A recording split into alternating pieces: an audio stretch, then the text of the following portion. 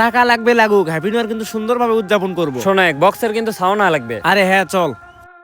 আমি যতদিন বাঁচবো এই 25 সাল আমার কাছে স্মরণীয় হয়ে থাকবে। এই 25 সালের শুরুতে আমার আব্বা বেঁচে ছিল, কিন্তু আজকে দেখ আমার আব্বা বেঁচে নেই। আব্বা আমাকে আগে শাসন করতো, আমার না খুব বিরক্ত লাগতো। এখন বুঝতে পারি বাবার শাসন কতটা গুরুত্বপূর্ণ। এই পৃথিবীতে কোনো কিছুই চিরস্থায়ী না। 25 সাল কারো ভালো কাটছে, কেউ আবার আপন মানুষদের হারাইছে। এসব নিয়ে মন খারাপ করিস না। তোর বাবার তোকে নিয়ে যে স্বপ্ন সেটা পূর্ণ কর। আব্বা যখন বেঁচে ছিল তখন সবাইকে আপন মনে হতো, চাচা ফুবু।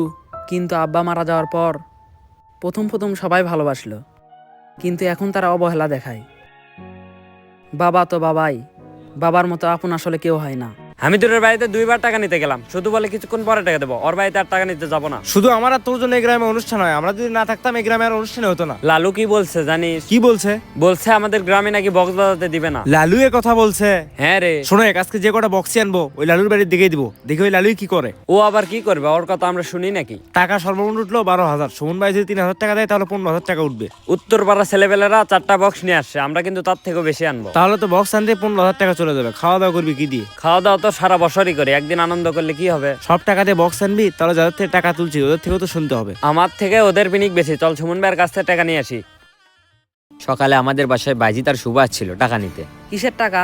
আজকে 25 সালের শেষ না, আগামীকাল তো নতুন বছর। এই কারণে ওরা নাকি হ্যাপি নিউ ইয়ার উদযাপন করবে। তুই কি বলছিস? আমি কি পাগল? হ্যাপি নিউ ইয়ার উদযাপন করবো? 25 সাল সুন্দরভাবে কাটালাম, 26 সালে বাঁচবো নাকি এর কোনো গ্যারান্টি নেই। আমি নতুন বছর বক্সা দিয়ে শুরু করব। তোর মতো জ্ঞান যেন প্রত্যেকটা ছেলের মাথায় আসে। ভাই বাড়ি তো ভালোই করতেছেন। হ্যাঁ করতেছি। ভাই একটা কথা বলতাম। হ্যাঁ বলো। আজকে হ্যাপি নিউ ইয়ার উপলক্ষে গ্রামের ছেলেপেলে মিলে খাওয়া দাওয়ার আয়োজন করছি, কিছু যদি টাকা দিতেন। ও টাকা নিবে? টাকা তো এখন আমার কাছে নাই, বাসায় আছে। তা খাওয়া দাওয়া কখন? ভাই খাওয়া দাওয়ার আর 10টার পরে। আচ্ছা চলো তোমাদেরকে টাকা দিই। আমার থেকে 2,000 টাকা নাও, কিন্তু আমার সঙ্গে 2-3 জন যাবে। আরে ভাই কোনো সমস্যা নেই।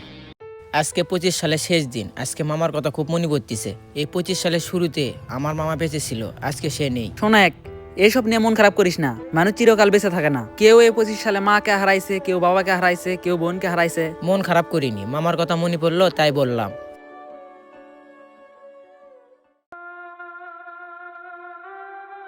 কিরে কই গেছিলি? তোর বাড়িতে আমরা খুঁজতে গেছিলাম। আমাকে কেন খুঁজতেছিস? যাই হোক 1,000 টাকা দে। কিসের জন্য 1,000 টাকা দেব? আগামীকাল 26 সালে এই উপলক্ষে আমরা হ্যাপি নিউ ইয়ার পালন করব। তা তোরা হ্যাপি নিউ ইয়ার কিভাবে পালন করবি? কিভাবে পালন করব মানে? উত্তর পাড়ার ছেলেবেলেরা 4টা বক্স নিয়ে আসছে, আমরা 8টা বক্স নিয়ে আসবো। নতুন বছর বক্স বাজিয়ে শুরু করবি? আগামীকাল নতুন বছর, এটা আনন্দের বিষয় না? বক্স না বাজালে কি হয়? তোদেরকে যে এখন কিভাবে বুঝাই? কি বোঝাবি? আচ্ছা তুই মনে কর আজ থেকে 20 দিনের মধ্যে তুই মারা যাবি, তাহলে কি তুই আজকে বক্স বাজিয়ে উদযাপন করবি? 20 দিনের মধ্যে মারা যাবো?